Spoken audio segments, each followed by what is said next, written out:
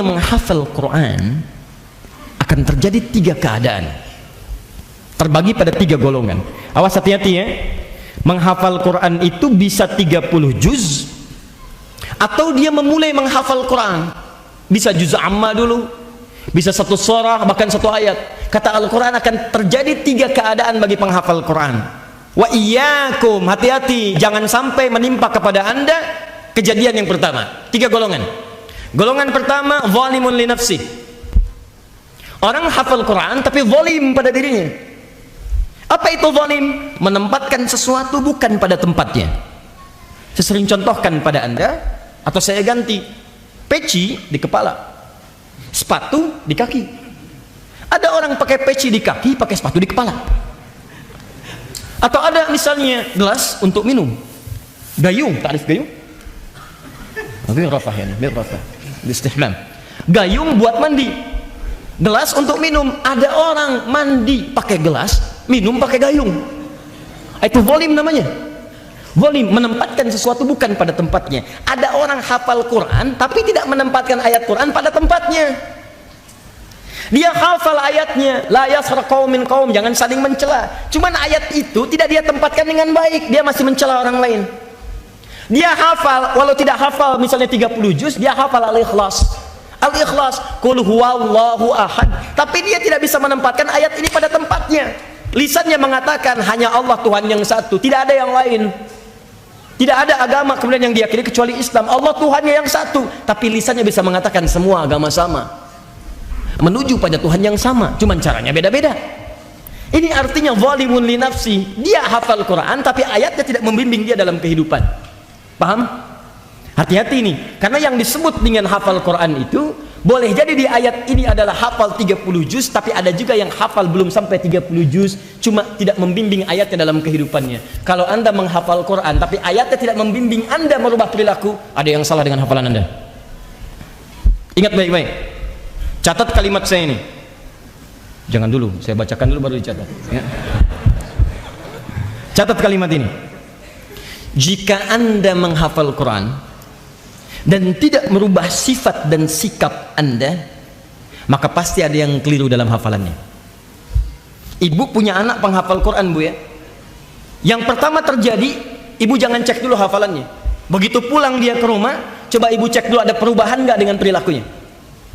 Kalau anak anda belajar Quran, menghafal dia, pulang ke rumah dia mulai berubah, lebih tenang, lebih taat, ibadahnya naik, berarti ibu menempatkan dia di tempat belajar yang benar.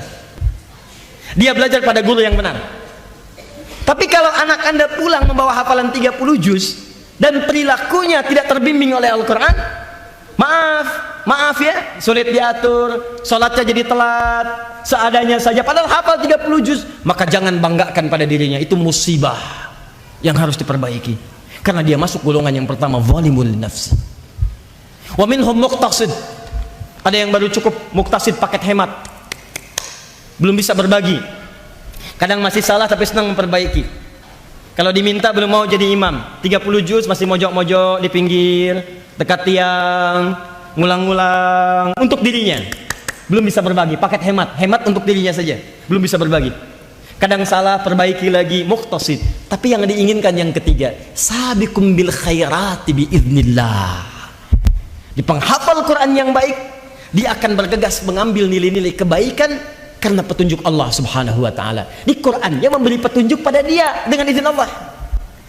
Di begitu ada kebaikan tuh dia kejar. Tahajud baik, dia kerja. Sabiqum bil khairat, bahkan dia persiapkan. Bangun jam berapa saya ini? Istighfar setelah tahajud. Wabil asharihum yastaghfirun. Ini ayat muncul setelah ayat tahajud. Quran surah 51 ayat 18. Innal muttaqina fi jannatin wa uyun akhidhina ma atahum rabbuhum innahum kanu qabla dhalika muhsinin kanu qalilan minal laili ma yahja'un. Malamnya tahajud. Dia tahu sifat ahli surga bukan hanya tahajud, antara tahajud sampai ke subuh dia istighfar. Wabil asharihum yastaghfirun. Kejar. Di setiap menemukan kebaikan dia pengen yang pertama. Pengen yang pertama. Jadi kalau anda mulai menghafal Quran, atau minimal bukan menghafal, mulai baca Quran, kemudian terjadi perubahan pada diri anda. Mula-mula tidak menghafal dulu, sekarang senang baca, one day one juz. Tiba-tiba ada perubahan pada diri anda, mulai senang zikir, mulai senang, sholat tepat pada waktu, itu bacaan yang benar.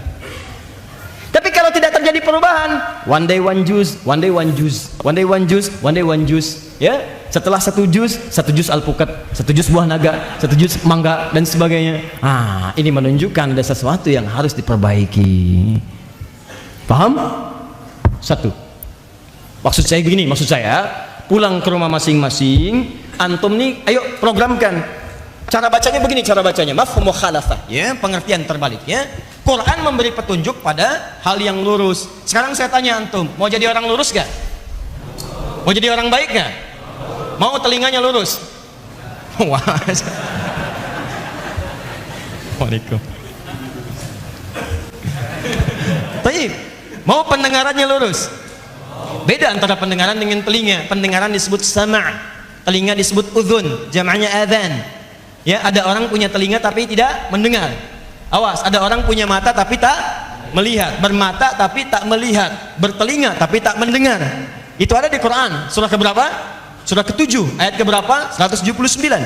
Awas, hati-hati. Lahum a'yunun la yubsiruna biha, wa lahum adhanun la yasma'una biha. Awas. Jadi kalau telinga itu fisiknya, kalau pendengaran itu fungsinya. Nah, mau punya pendengaran yang lurus, mau punya pandangan yang lurus, mau punya perilaku yang lurus, pengertian terbaliknya, nih, baca Al-Quran, hafalkan Quran, jadikan Quran sebagai bimbingan. Dimulai hari ini, cara prakteknya, awas, saya tidak ingin Anda menghafal nama. Kalau cuma menghafal, nggak usah kesini, Anda beli bukunya, hafalin tuh. Saya ingin Anda praktekkan. Kita punya komitmen. Di begitu datang dengan pulang mesti ada yang beda. Datang ke pengajian dengan pulang mesti ada yang lain, ada yang berubah. Kalau nggak ada perubahan, untuk apa? Saya tidak peduli pekerjaan Anda. Mau Anda pekerja di kantor, mau Anda birokrat, mau Anda diplomat, mau Anda guru. Pentingnya pulang dari sini harus ada perubahan. Bagaimana caranya? Pilihan cuma dua. Kalau tidak mulai membaca, maka mulai dengan menghafal. Maka mulai hari ini, bikin target, mulai bulan ini, setiap bulan saya khatam Quran. Baca nih, caranya baca, hafal. Kalau kita ambil umumnya 1 bulan 30 hari, maka saya ingin khatamkan Quran 30 juz dalam 30 hari. Praktekkan. Kalau Anda ingin misalnya tidak khatam dulu, saya pengen khatamnya 2 bulan, maka setiap bulan 15 juz. Bikin target. Sehari setengah juz, kan? Saya pengen 3 bulan, gak ada masalah, silahkan. 1 bulan 10 juz, bikin target. Teruskan 1 juz setiap 3 hari misalnya. Ayo teruskan. Nanti lihat ada perubahan gak dalam perilaku hidup Anda. Saya bosan membaca terus, sekarang saya harus mulai menghafal. Bismillah, mulai. 1 hari 1 ayat. Hari pertama alif lam mim, alif lam mim. Dah, hari kedua teruskan. Jadi yang ingin saya maksudkan, lihat cara-cara memahaminya. Al-Quran memberi petunjuk kepada hal yang lurus. Jika ingin hidupnya lurus, maka dekati Al-Quran. Saya ulang, lihat cara memahaminya.